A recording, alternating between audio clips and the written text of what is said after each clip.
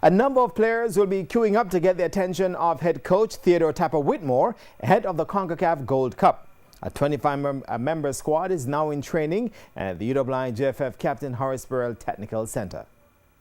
Within a few weeks' time, several of these players will know if they'll be a part of the squad going to the Gold Cup. For that to be done, they must impress the coaching staff who will be looking overseas for additional members.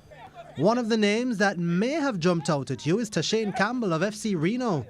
Campbell is a 23-year-old defender and a former Garvey Maceo student who's receiving his first call-up. Well, I know I have the ability and the work has put in, so this is the way to show it. It's a great thing right now, just push me more to play football and represent the country with all my best. And getting the chance to play for Jamaica would help to restore some pride for the Reno family.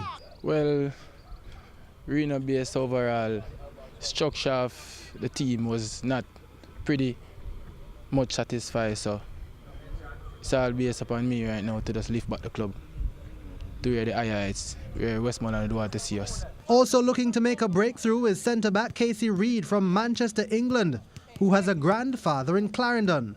Reid, who is currently without a club, was invited after he caught the eye of a Jamaican scout while playing in Hong Kong. I think I've impressed the right people at the right time. He was a man from the JFF in Hong Kong. Must have impressed him, done the right things. The 21-year-old says he didn't choose Jamaica because he sees an easy passage, but more so a chance to represent the country of his heritage.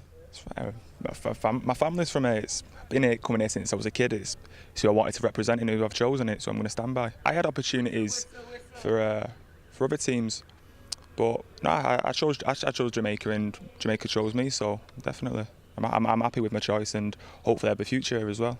And there is also a Johnny Talbot, another defender. This is the second call-up for him, but with the Gold Cup just a few weeks away, this one is even more special. This is very important to me and my career.